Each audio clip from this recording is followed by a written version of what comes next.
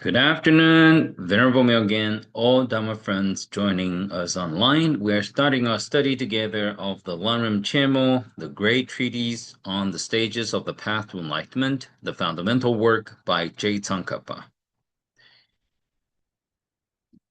So before we begin, let's pray together to have this good beginning of learning this afternoon. To help all sentient beings across all universes, we must strive for ultimate enlightenment. The path to enlightenment begins with learning the Buddha's teachings. We are currently exploring the great treatise on the stages of the path to enlightenment. May all Buddhas, Dharma, Sangha, and past practitioners empower us to deepen our understanding of the teachings and equip us to overcome our own suffering and that of others. With unwavering dedication, one day we may achieve ultimate enlightenment and establish Pure Lands. Together, we can guide all sentient beings toward liberation from suffering and toward enlightenment. We will now praising our original teacher, the fundamental teacher, Shakyamuni Buddha, thereby showing that we follow the fundamental guru, the Buddha, the practice in reliance upon his lineage. Homage to the Ru Guru Shakyamuni Buddha, homage to the Ru Guru Shakyamuni Buddha, homage to the Ru Guru Shakyamuni Buddha.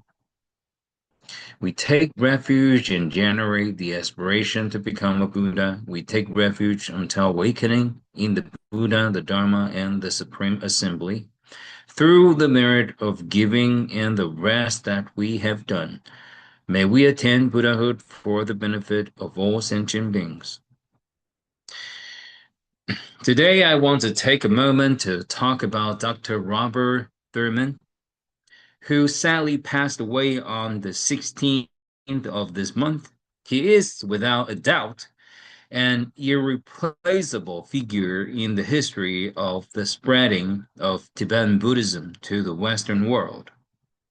Dr. Thurman played a monumental role in introducing the teachings of J. Tsongkhapa to English-speaking world, while the English translation of the Lanrim Chemo, the text we are currently studying together, was the collective effort of a dedicated translation committee.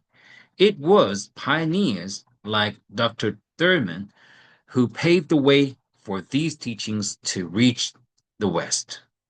He wrote a brilliant biography, life, and teachings of Tsongkhapa, which opened the doors for English speakers to truly understand this great master. He also translated Chikpa's incredibly complex philosophical works, showing Western audiences that beyond the well-known traditions of Chinese, Japanese, or Vietnamese Buddhism, there is a profoundly rigorous Tibetan Buddhism lineage that demands our attention.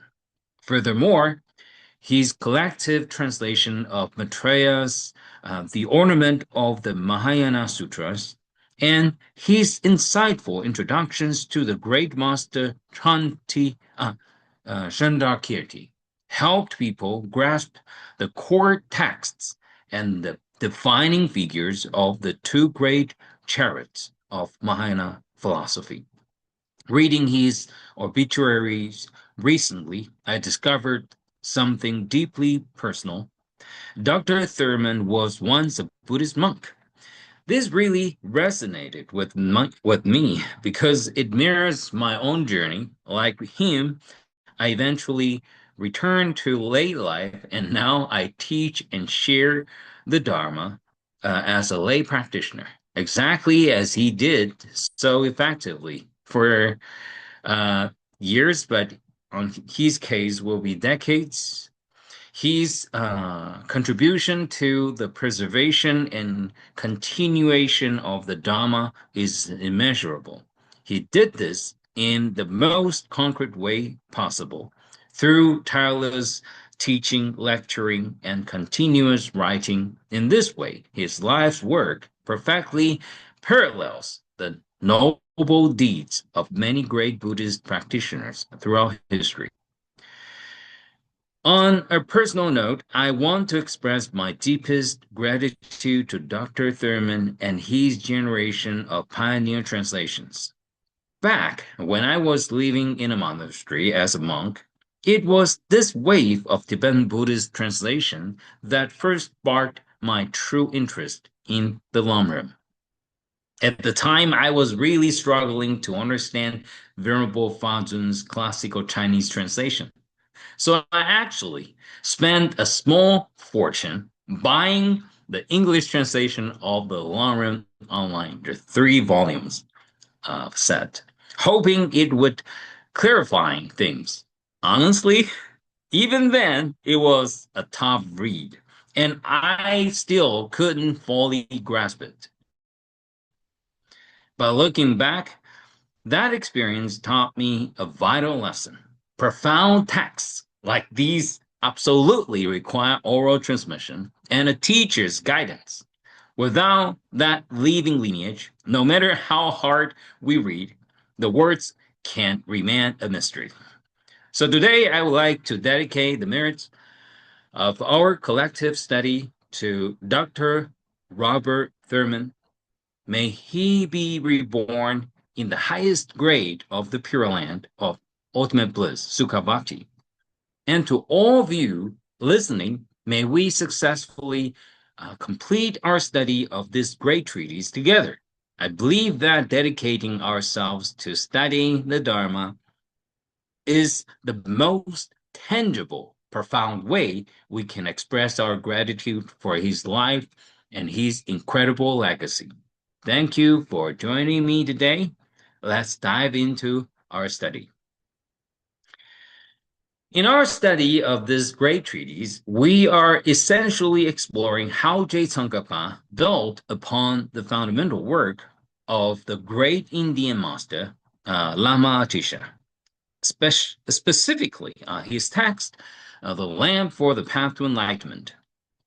In that brilliant text, Lama Atisha categorized the Buddha's teachings into a step-by-step path based on 3 levels of spiritual capacity: the path of the initial scope, the intermediate scope, and the great scope. Now, this profound understanding of the stages to Buddhahood didn't just appear out of nowhere. It was a masterful synthesis of the wisdom Lama Atisha received from over 150 of his spiritual teachers. It's this incredibly rich, unbroken transmission that makes this lineage so unique and powerful.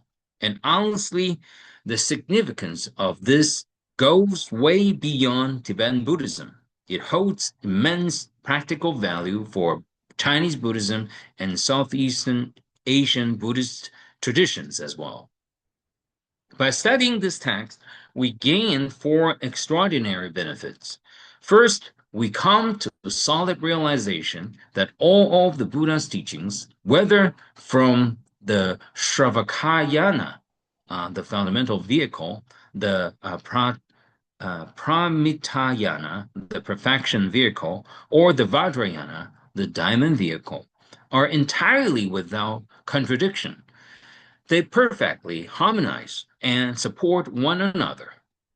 Second, this text gives us the flexibility to take all Buddhist teachings and apply them directly as practical daily instructions for our own lives. Third, studying this treatise trains our minds. It cultivates our ability to truly decode and understand the sutras, various commentaries, and other profound Buddhist writings.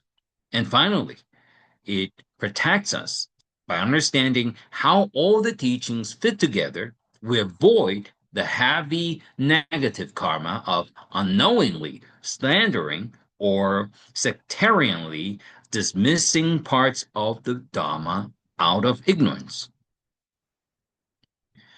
Okay, so the stages of the path, we've talked about the greatness of this noble origin, the greatness of the teaching, and now we are on how to listen to and explain the teachings. So, where are we in the text right now? Currently, we are going over the fundamental practice of how to properly listen to the Dharma. We've already discussed how to avoid the three faults of vessel, making sure our minds are not a pot turned upside down, a pot with a hole in it, or a pot filled with dirt. Right now, we are learning to rely on the six ideas. These are the six ideas or the six ways of thinking. The first, think of yourself as a sick person. Second, think of the instructor as a doctor. Third, think of the instructor's explanations as medicine. Fourth, think of earnest practice as the way to cure your disease.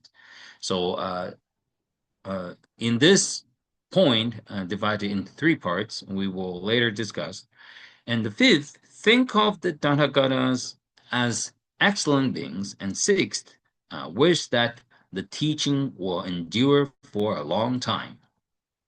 Okay. And today we are specifically picking up with the third idea. Let's gently recap the first point we discussed previously, thinking oneself as a sick person. The core feeling or realization we need to grasp here is acknowledging that the disease of ignorance within our own minds is the root cause of our problems. This is what keeps us trapped in the endless cycle of birth and death, exhausts our merit, and constantly blocks us from true liberation. But a serious illness requires a doctor and medication, right? And that brings us to the second point. Think of the Dharma teaching as a doctor. The realization here is that the teaching or the teacher is a fully qualified physician. The teacher is a fully qualified physician out of a deep, compassionate desire to heal. They are here to help us cure our suffering. And the teachings they deliver, those are the exact prescriptions designed to cure our profound disease of ignorance. Here, Teacher Tang offers a very powerful reminder. He emphasizes that we must absolutely never treat these Dharma prescriptions as just ordinary, over the counter medicine. Instead, we should view them as incredibly rare, invaluable remedies. Think about it. Ordinary medicine is easy to get and just buy on the pharmacy on the street. But highly precious life-saving medicine is usually only accessible to a select few. If we were lucky enough to get our hands on such a rare cure, we would take it incredibly seriously, and we certainly wouldn't just toss it aside. When a compassionate doctor takes this priceless medical resources and makes it available to everyone, it massively increases the patient's chances of being cured. However, human nature often gets in the way. Because the medicine now seems easy to obtain, the patients take it for granted and neglect to actually take it. And even if they do, they don't follow the doctor's orders. They just take it whenever they feel like it, instead of on a strict, necessary schedule. Similarly, the Dhamma is exactly like this rare medicine. Historically, it was incredibly difficult to obtain. Look back at the great master Xuanzang. He traveled all the way from China to India to seek the scriptures, facing life-threatening dangers at every turn. When he finally brought the Dharma back, It was his translations and writings that clarified profound Buddhist principles that couldn't be clearly explained in China before. We see the exact same dedication in the modern Western scholars who translated Tibetan treatises. They endured immense hardships to seek out the Dharma, pouring countless hours and energy into translating these texts into English. The only reason these teachings can be spread today is because lineage masters passed them down orally and through their writings, ensuring the Dharma survives for us to hear right now. Because of this, the Buddha's teachings are described as difficult to encounter. Not only are they hard to obtain, but we also desperately need a lineage teacher to guide us. Otherwise, their profound mysteries remain completely blocked or locked to us. Today, we live in an era where Buddhist texts are incredibly easy to find. But those who can truly explain, who can who can truly explain them, uh, there are still very few, especially when it comes to the recently translated Tibetan commentaries. Even if we acquire these texts, or even if we receive the oral transmissions, the real question is, do we reflect on them properly, just like strictly following a doctor's orders? Do we continually familiarize our minds with the teachings, like those diligent practitioners who dedicate at least one session every single day to meditating on impermanence, taking the Dharma on schedule, like a life-saving daily medicine, is still heartbreakingly rare. So, with all of this in our hearts, let's now dive into the actual text of the treatise, following Teacher Tang's lineage instructions. We will continue our in-depth exploration of this great work. So, how to listen to a teaching in which both the teaching and its author are great. On the third point, how you actually listen indication of how to listen in general, relying on the six ideas. Okay, so on the third idea, think of the instructor's explanations as medicine. Just as a sick person has a high regard for the medicine prescribed by a doctor. 予所教戒起药品想者，如诸病者，于其医师所配药品起大真爱。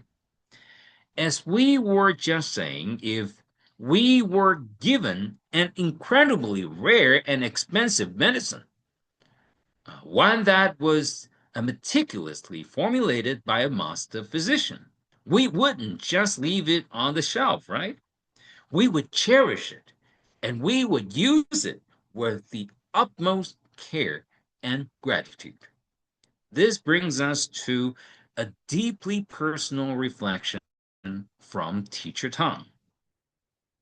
Teacher Tang shared that in the past, when he was studying the six treatises on Madhyamika, the profound teachings on the middle way, he felt unimaginably fortunate.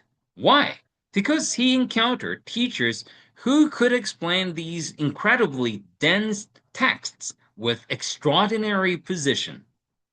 Whenever he had deep doubts or hit a bottleneck in his understanding of the Dharma, these teachers would sit with him and clearly, patiently untangle those knots in his mind, one by one.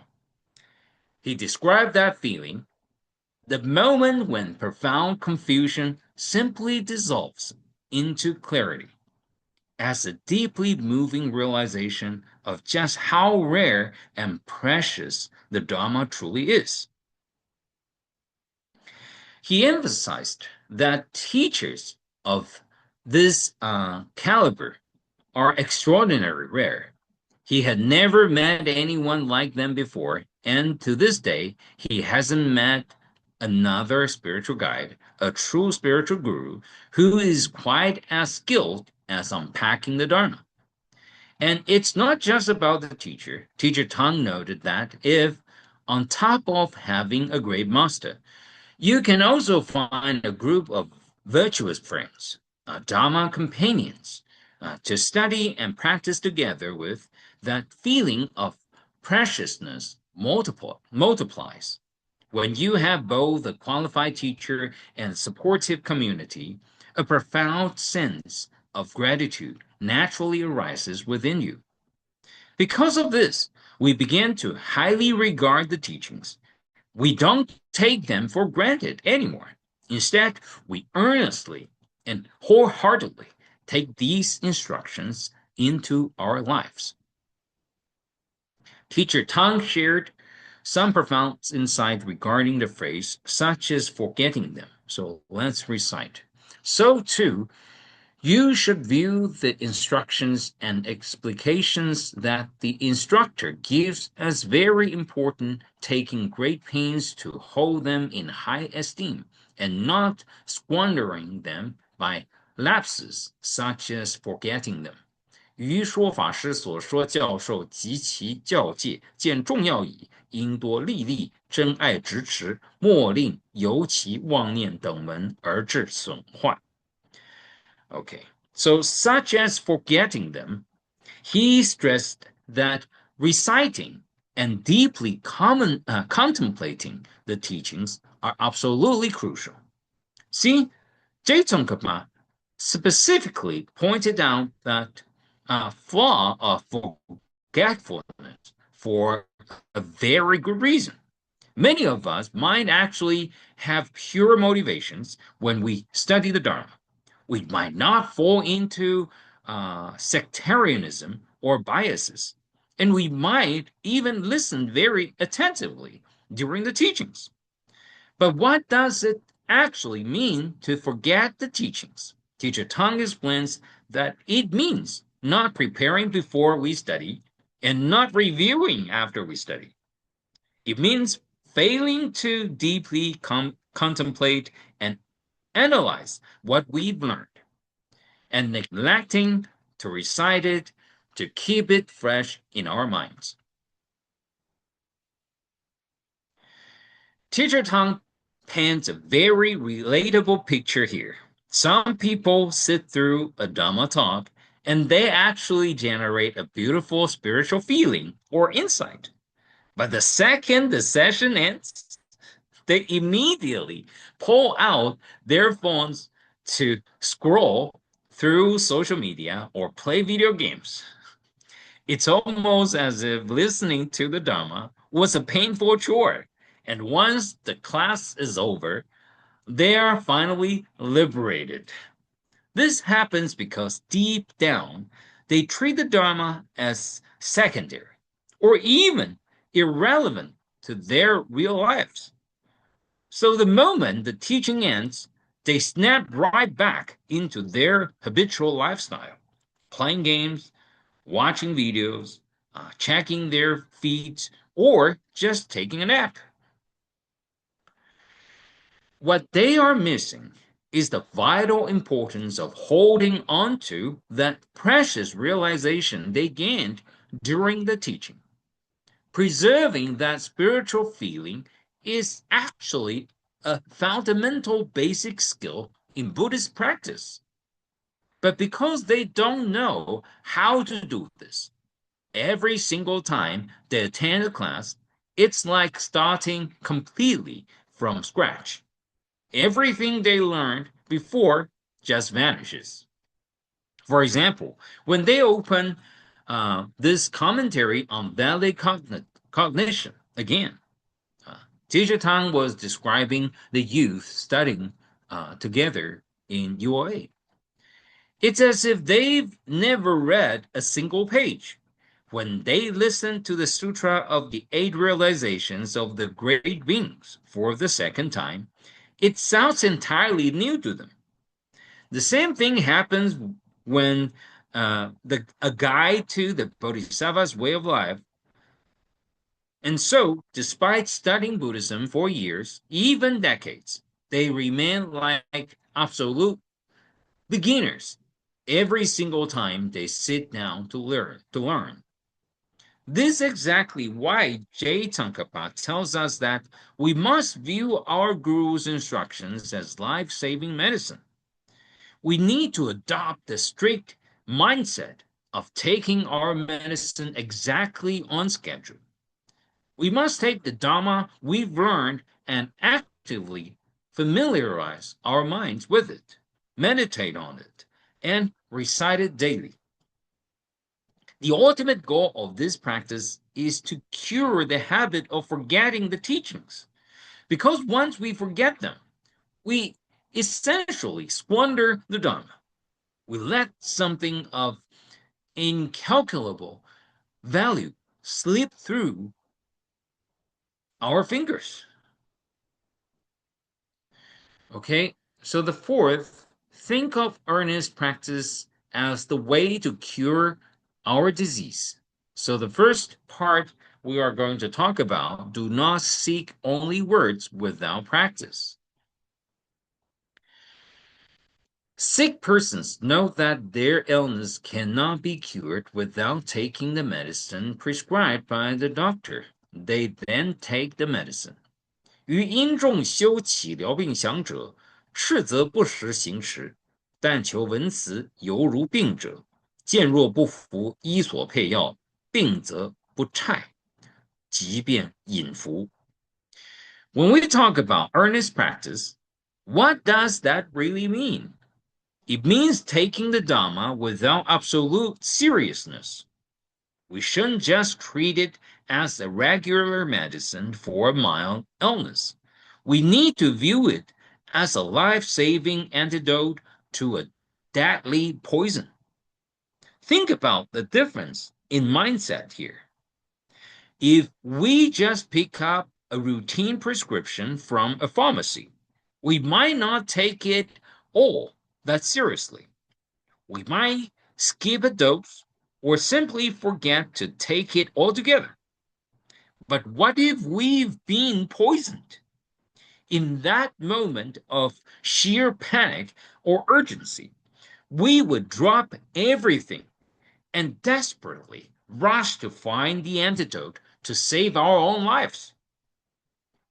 When we generate that exact level of urgency, when we feel that deep internal necessity, that is when we will finally treat the Dhamma with the profound respect and dedication it deserves.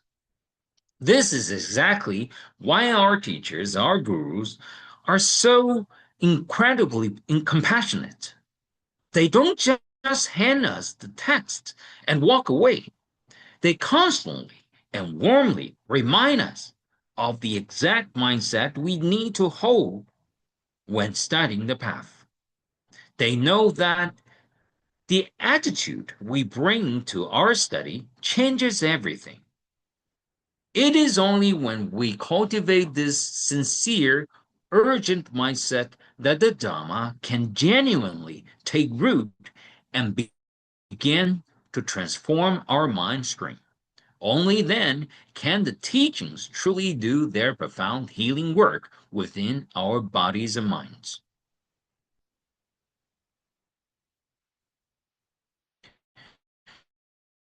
Okay, next part. Likewise, earnestly engage in practice after you have seen that you cannot vanquish such afflictions as attachment without putting into practice the instructions given by the instructor. 于说法师所垂教授，若不修习，亦不能以意见不能摧伏贪等，则因因重而起修习。So when we say we must earnestly engage in practice, what we really mean is that we deeply value the Dharma and commit to meditating on it constantly. Because we hold the teachings in such high regard, we naturally bring them into every aspect of our lives. We practice formally on our meditation, kushin, We integrate the teachings into our daily experiences and interactions, and we dedicate time to recitation and profound contemplation. Take our study of the Lamrim, for example. Earnest practice means we don't just read it, we actively contemplate on it. We make a real effort to figure out the logical flow between its chapters and grasp the entire structural framework of the text. We try to tune into the exact tone and voice that J. Tsongkhapa is using, and we work to clearly see how all the profound philosophical points connect with one another. By repeatedly reciting the words of the treatise, we continuously review and reinforce these core meanings in our minds. When we successfully cultivate this ability, something amazing happens. It's just like the monks in the traditional Tibetan debate courtyards. When we are reciting on our meditation kushin or reflecting on the teachings long after we've closed the book, our minds are entirely filled with the Dharma. It becomes like a heavy downpour of rain. Our minds are absolutely flooded with the Buddha's teachings. We need to transform ourselves into this kind of person, according to Teacher Tom. We shouldn't just walk around empty-headed, forgetting everything the second a Dhamma talk ends. What's even worse is that sometimes we actively seek out distractions, finding various ways to force ourselves to forget what we've just learned. When we really stop and think about it, isn't that a bit ridiculous? Therefore, if we are truly serious about studying the Lamrim, we need to regularly take a step back and examine ourselves. We must constantly return to and review this absolutely fundamental skill of how to earnestly practice. We have to ask ourselves, are we just listening, or are we truly taking the medicine? Do not devote yourself just to piling up words in great numbers without engaging in practice. 不因无修，唯爱多积异类文辞而为就近。Sometimes we have to ask ourselves.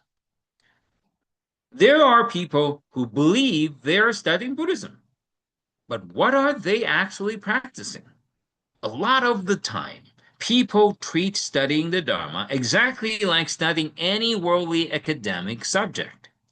They act like researchers, hopping online or digging through library books to do textual criticism and historical analysis.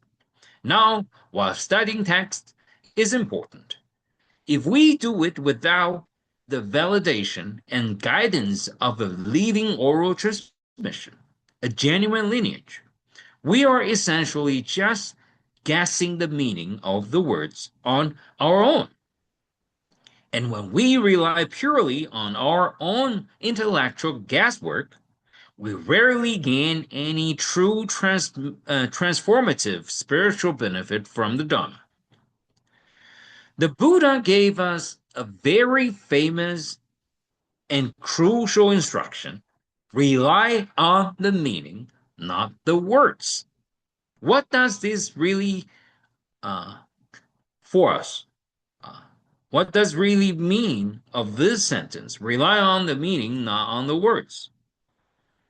It means that after we listen to our teacher explain a profound principle, we have to take the time to sit with it and figure out what that teaching actually points to. Think of it like hearing a beautifully written sentence. Our first instinct shouldn't just be to copy it down into our notebook so we can quote it to sound smart later. Instead, we have to look past the surface of the words to discover the hidden depth and the true intent of the author's mind. This exact same principle applies directly to our study of the Lamrim. When we read this text, we shouldn't just be analyzing the vocabulary. We should be trying to genuinely feel the immense compassion of J. Tsongkhapa and grasp his personal method of practice. We can truly think of this treatise as J. Tsongkhapa's secret manual of practice. It is the blueprint of his realization.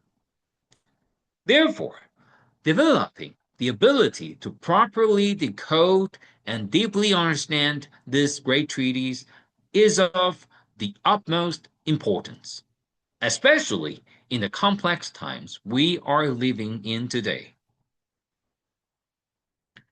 Moreover, one or two doses of medicine will not do anything at all for lepers who have lost their hands and feet.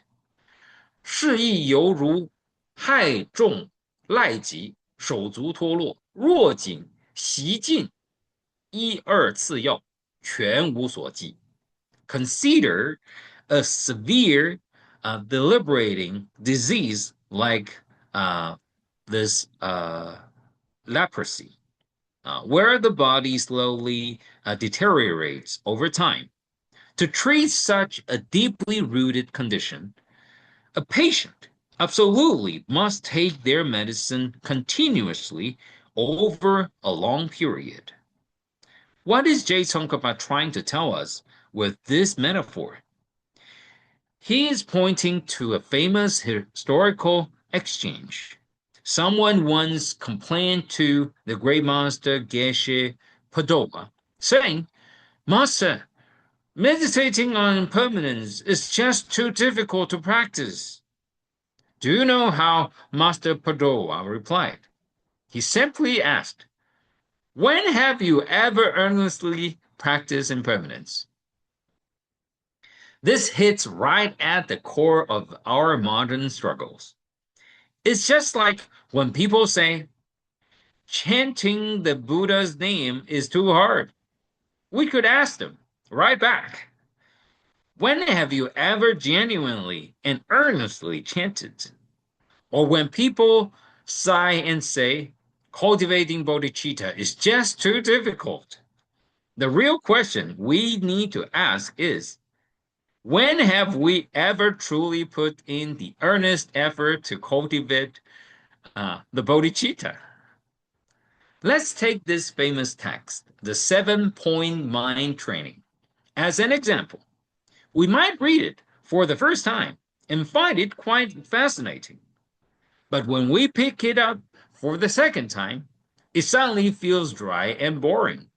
By the time we try to read it a third time, we might barely have the energy to get through the pages. We have to ask ourselves, when have we actually allowed the words to penetrate our minds? When have we ever genuinely generated deep analytical insight from reading them?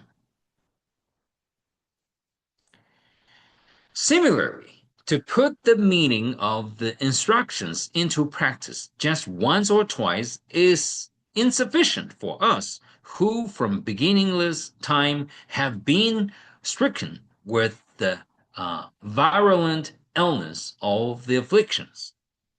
我等自从无始而遭烦恼重病之所逼害，若依教授一仅一二次，非为完足。Let's go back to the leprosy metaphor. Imagine a patient taking just 2 doses of medicine and then complaining, "Why aren't I cured yet?" Of course, they aren't cured. It is a chronic long-term disease.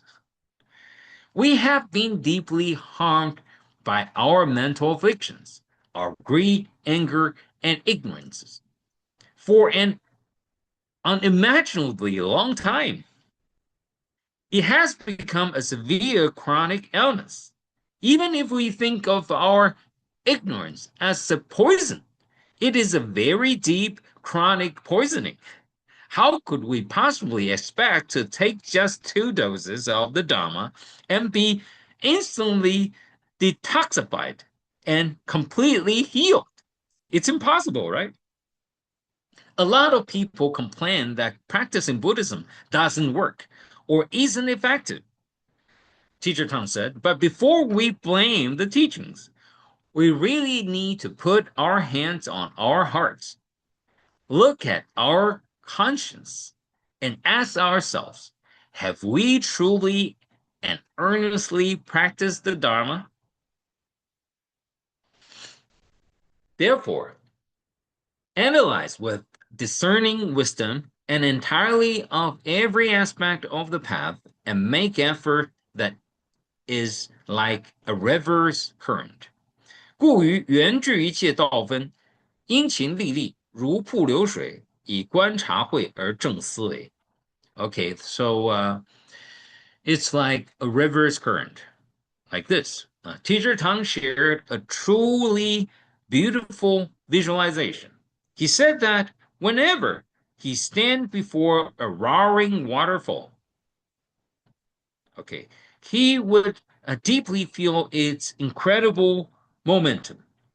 The energy and momentum of our practice in Dharma should be exactly like that, continuous and unstoppable. J. Tsongkhapa was incredibly profound in emphasizing this point. He taught that genuinely practicing the Dhamma is like a cascading waterfall. We cannot just be a Buddhist and practice during the day and then completely switch off our spiritual mindfulness at night. The water in a waterfall never takes a break. It flows continuously without a single moment of interruption. Our practice should flow with that exact same unbroken momentum. It reminds me of Venerable Myogen, he who, even during the sleep, dreaming about helping sentient beings. Okay. This continuous flow is actually a metaphor for the power of our analytical wisdom. We must actively apply this analytical wisdom to dig into the teachings and truly understand the parts of the Dhamma that we don't yet grasp. For example, we shouldn't just vaguely think about bodhicitta, for example, the aspiration to become a Buddha. We need to analyze it. What are its specific branches and aspects? When it comes to impermanence, what are its fundamental roots and what are the valid reasons, the logical proofs that firmly establish it as the truth? We should contemplate on bodhicitta or on impermanence according to the guidance of our spiritual gurus. Exactly. And think exactly the same as all our spiritual gurus. Try our best. We have to use our analytical wisdom to properly contemplate the teachings. We must internally examine whether these logical proofs truly hold up and make sense in our own minds. It shouldn't be that after finishing a study session, we close the book and are still completely confused about the framework of the Dharma, how the valid reasons are established, or what the actual spiritual realization is supposed to feel like. And here is a very practical piece of advice. The very moment we realize our mind is blank, and we can't remember these key points, we shouldn't just let it slide. That is exactly the signal that it's time to open the book and review.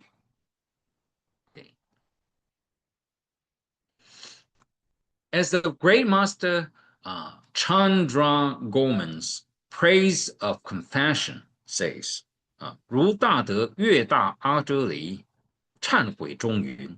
Okay, here Teacher Tang explained or shared the story of this author, Master Chandra Goman.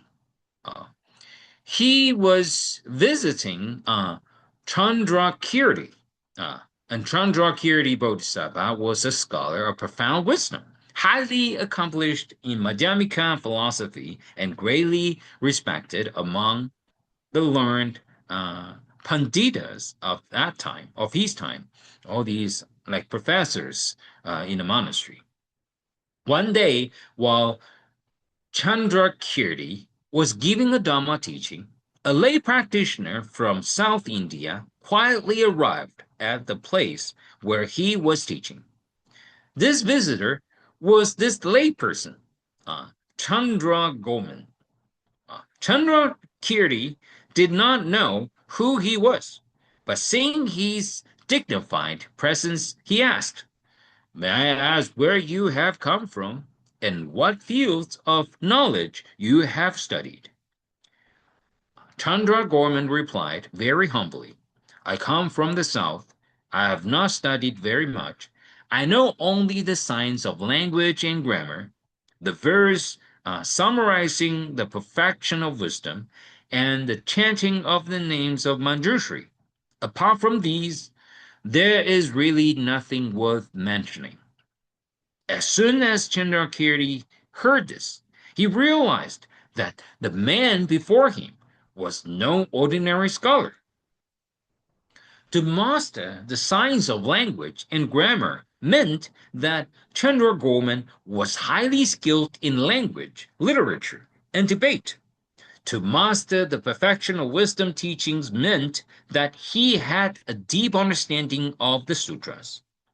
And to master the chanting of the names of Manjushri meant that he was also deeply learned in the tantric teachings. Chandrakirti praised him, saying, "Although you speak so humbly, you are in fact a great pandita, a great professor, learned in language, the sutra teachings, and the tantras. How could we fail to welcome someone like you with the highest honor?" But Chandra Gorman politely declined. "I'm only a lay practitioner, while all of you are ordained monks. It may not be appropriate for so many members of the monastic community to come out and welcome me." Chandrakirti did not giving up. Instead, he found a skillful way to honor him.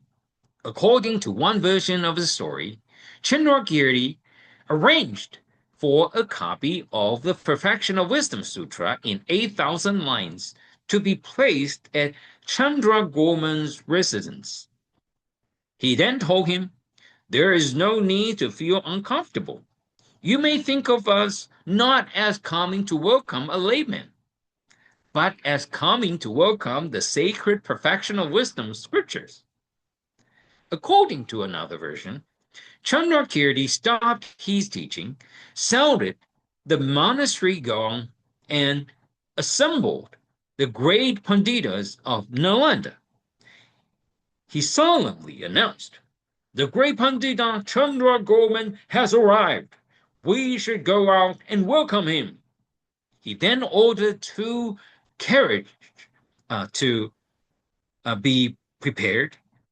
In one carriage, an image of Manjushri was respectfully placed. In another, Chandra Gorman was invited to sit.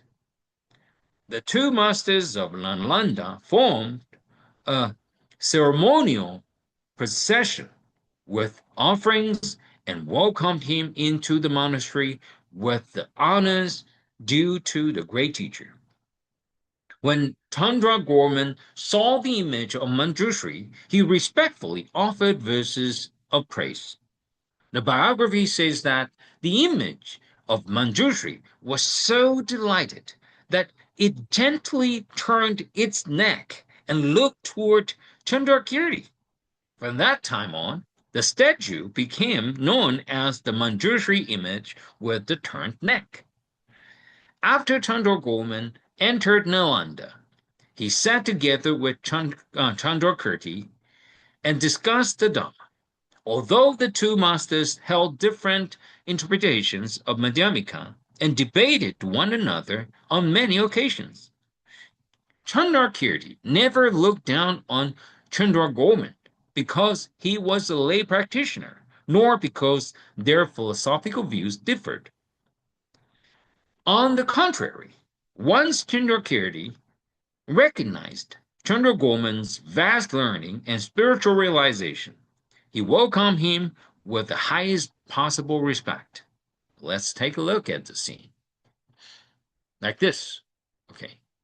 I don't know if AI shown properly of the scene, but this Manjushri Bodhisattva kind of like turned the neck to look at Chandrakirti. Okay. Our minds are constantly confused. We have seen ill for a very long time. What is achieved by the lepers who have lost their arms and legs and only occasionally take medicine? Said by Chandra 此中心一横愚昧，常时习尽重病阿。如具赖者断手足，衣少服药有何益? Teacher Tom points out something very sobering. Our disease of the three poisons, greed, anger, and ignorance, has reached a deep, almost terminal stage. It has seeped into our very bones. What does this actually look like in our daily lives? It means our reactions are completely on autopilot. Without even a split second of hesitation, we automatically generate greed and attachment the moment we encounter a pleasant situation. The moment we face an unpleasant situation, we instantly react with anger and aversion. And when we are presented with uh, errors or errors or distorted views, our ignorance takes over, and we naturally lack the wisdom to discern the truth. Because this sickness is so deeply ingrained in us, we cannot afford to be passive. We must make a highly conscious, deliberate effort to catch ourselves. We have to actively spot these three poisons flaring up in our minds and start taking our Dhamma medicine intensively to cure this massive, deep-rooted disease. To illustrate what this kind of deliberate, intensive effort looked like, Teacher Tang shares a wonderful analogy from Chinese history or from the analect. Think about Zhengzi, one of the most famous disciples of the great sage Confucius. In the beginning, Zhengzi wasn't naturally brilliant. In fact, he was known to be quite slow to learn. So, how did he deliberately transform himself? He realized that if it took a naturally gifted person just one try to master something, he would simply practice it 10 times.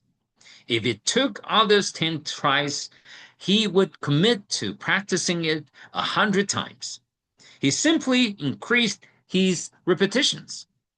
He didn't let his natural dullness stop him. Instead, he compensated with relentless, proactive diligence. And because of that intense, earnest effort, this one slow student ultimately become the great successor of Confucius' entire intellectual lineage. This is exactly the kind of relentless dedication we need.